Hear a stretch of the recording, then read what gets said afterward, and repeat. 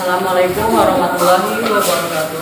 Waalaikumsalam warahmatullahi wabarakatuh. Oke, perkenalkan saya Panjinata, perwakilan dari kelompok 6. Di sini kami dari kelompok 6 akan menjelaskan tentang materi kami yang berjudul nasionalisme generasi milenial. Oke, di sini ada anggota kelompok dari kelompok kami ini ada Arga Yuda Ardana dengan NPM 113, Aditya Rendi dengan NPM 115, Tipi Pitaloka dengan NPM 112, Devin dengan NPM 121 dan Desta Sarani dengan NPM 125. Langsung saja ke materi ya. Di sini kami akan membahas tentang yang pertama ini adalah nasionalisme. Nah, di sini nasionalisme pada dasarnya adalah pemahaman kebangsaan yang mengajukan cinta terhadap tanah air dan bangsa. Kita lihat pada generasi milenial zaman sekarang ini. Tak banyak generasi milenial sekarang yang mencintai dan mempunyai rasa nasionalisme terhadap tanah air kita. Karena apa? Pada dasarnya, pada saat zaman sekarang itu orang-orang itu lebih banyak berfokus kepada perkembangan zaman tanpa memikirkan bagaimana sih kedepannya tanah air kita ini, bagaimana sih kedepannya yang akan terjadi jika kita tidak memiliki rasa nasionalisme terhadap tanah air kita.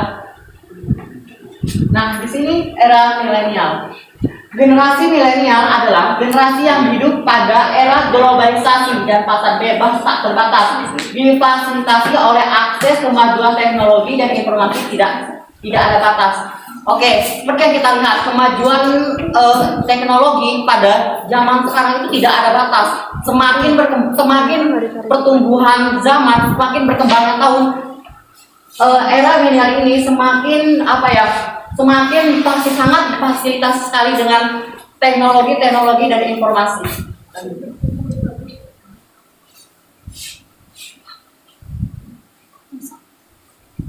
Generasi milenial menjadikan globalisasi sebagai referensi utama. Di sini ada yang pertama, menjawab isu kekinian.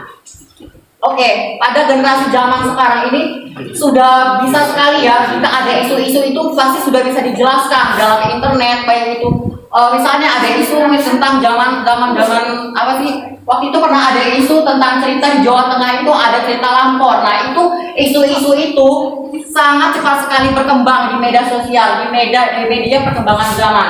Yang kedua, mengetahui fakta kekinian.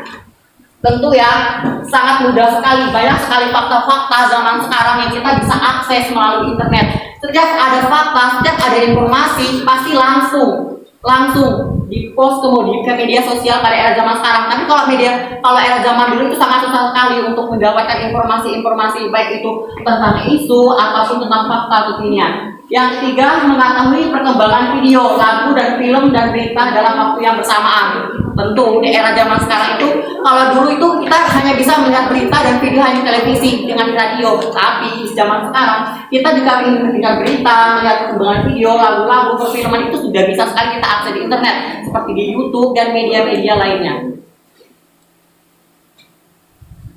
Perkembangan arus globalisasi tanpa filter. Nah, di sini ada dua dampak. Yang pertama di sini ada sesi negatif. Sesi negatif di sini dari negara barat, yaitu sangat mengagung-agungkan liberalisme yang membebaskan seorang berperilaku tanpa batas dalam menjalankan aktivitasnya. Tentu sekarang tuh orang-orang tuh udah banyak sekali yang terkena dampak negatif dari ini, sehingga mereka lupa dengan apa yang harus mereka lakukan. Lebih berfokus tentang kehidupan dunia tanpa mengetahui akan seperti apa bangsa kita jika kita terjerumus ke dalam sesi negatifnya. Lanjut. Dan di sini ada perkembangan arus globalisasi tanpa filter dari sisi positif. Nah, perkembangan zaman, perkembangan internet, perkembangan teknologi informasi dan komunikasi tidak hanya ada sesi negatifnya saja, tapi ada juga sesi positifnya. Kita itu bisa mengakses tentang media pembelajaran itu melalui internet. Sekarang zaman itu sudah sangat sekali. Jadi kita sebagai generasi milenial kita tidak boleh tertinggal akan generasi ini. Jadi bagaimana sih cara kita agar bisa mengambil sisi positifnya itu tadi, itu tergantung ada di dalam diri kita. Karena kan dalam perkembangan abolobisasi itu terdiri dari dua dampak, yaitu dampak positif dan dampak negatif. Lanjut.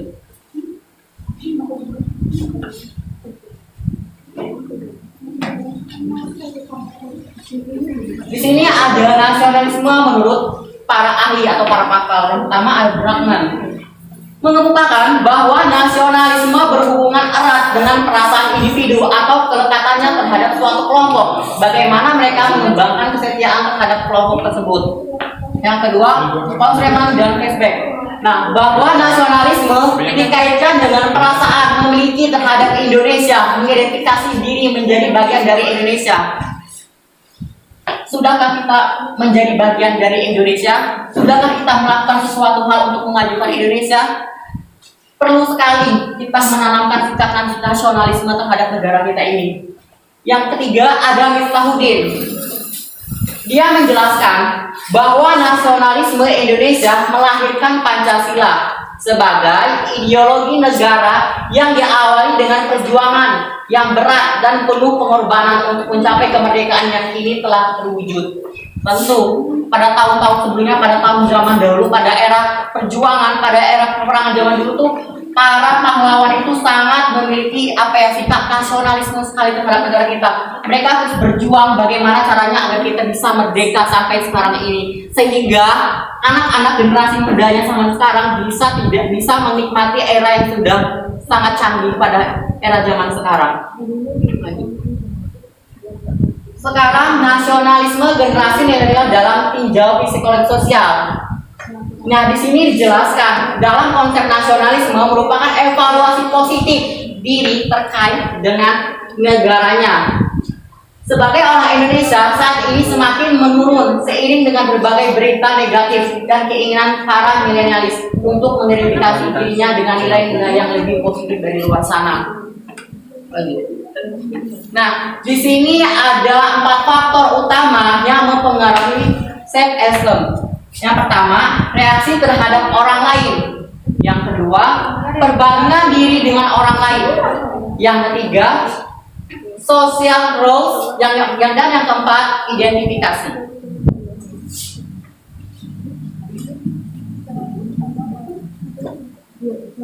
Oke, di sini ada ciri-ciri generasi milenial. Yang pertama, optimisme. Optimisme pada generasi milenial ini digambarkan sebagai sikap mereka terhadap kehidupan dan masa depan. Jadi, mereka itu harus memiliki gambaran, mereka itu harus yakin tentang kemajuan diri mereka pada saat masa yang akan datang. Yang kedua ada influencer. Generasi milenial sangat berpegang pada lingkungan sosial, baik keluarga, kelompok, pertemanan maupun panutan yang memberikan pengaruh pada mereka. Tentu pada zaman sekarang ini kita memang sangat penting sekali di era sekarang ini perilaku pada lingkungan yang bersosial. Jadi kita itu sebagai generasi zaman sekarang itu kita itu harus selalu bersosialisasi, harus mampu beradaptasi dengan lingkungan, dengan keadaan di sekitar. Yang ketiga ada penggunaan teknologi. Nah, di sini dijelaskan generasi milenial menggunakan teknologi untuk membantu mereka mengomunikasikan dengan siapa diri mereka, apa yang sedang mereka pikirkan, bagaimana hidup mereka yang akan datang. Tentu karena media komunikasi ini sangat membantu sekali, sangat memudahkan manusia atau generasi milenial zaman sekarang untuk saling berkomunikasi, untuk saling bersosial. Nah, di sini ada usaha meningkatkan nasionalisme generasi milenial di Indonesia. Yang pertama, melalui fenomena generasi milenial, pengajaran dan Pancasila tidak dapat memiliki pola yang sama dengan zaman pendahulunya. Tentu, zaman sekarang sudah sangat berbeda sekali dengan zaman dulu. Zaman sekarang itu kita tuh sudah memiliki teknologi yang sudah sangat canggih sekali, berbeda zaman dulu. Jika zaman dulu kita jika ingin mengirimkan pesan kita harus melalui surat. Pada zaman sekarang kita bisa melalui WA atau Instagram dan media sosial lainnya. Kedua, pemahaman Pancasila melalui praktek langsung akan memberikan penanaman pembelajaran langsung dan memahami bahwa Pancasila merupakan bagian dari kehidupan sehari-hari. Tentu sudah dijelaskan dari sila-sila Pancasila itu, dari kelima sila Pancasila itu sangat berkaitan sekali dengan kehidupan kita sehari-hari, baik pada zaman perjuangan dulu ataupun zaman sekarang itu. Yang selanjutnya, kemajuan teknologi juga dapat memanfaatkan untuk memperkenalkan keragaman budaya dan nilai Indonesia. Jadi kita tuh sebagai generasi milenial, generasi yang hidup zaman yang sudah sangat modern, kita tuh harus mampu memiliki rasa nasionalisme, rasa cinta tanah air. Kita harus mampu. Di sini kita sudah difasilitasi dengan perkembangan teknologi yang sangat canggih. Di sini jelaskan bahwa kemajuan teknologi juga dapat dimanfaatkan untuk memperkenalkan keberagaman dan budaya dan nilai-nilai Indonesia. Jadi kita tuh harus aktif di sini. Kita tuh harus mampu dengan adanya fasilitas era zaman sekarang. Kita harus bisa menjelaskan, memberitahu kepada dunia bahwa ini loh, negara Indonesia itu seperti ini, negara Indonesia itu memiliki kebudayaan seperti ini, agar negara kita itu bisa dikenal di halayak ramai di luar sana. Selanjutnya, pentingnya influencer dapat dimanfaatkan dengan mengangkat duta-duta dari kalangan para pemuda. Sudah banyak sekali ya duta-duta pada Indonesia, ada duta bahasa, duta seni, dan lain-lain. Selanjutnya, setiap perubahan ditanggapi dengan pikiran yang lebih terbuka dan fleksibel, seperti nilai-nilai Pancasila yang dimiliki Indonesia dari 70 tahun yang lalu. Oke, mungkin ini saja yang dapat saya sampaikan dari kelompok 6. Kurang dan lebihnya saya mohon maaf. Wassalamualaikum warahmatullahi wabarakatuh.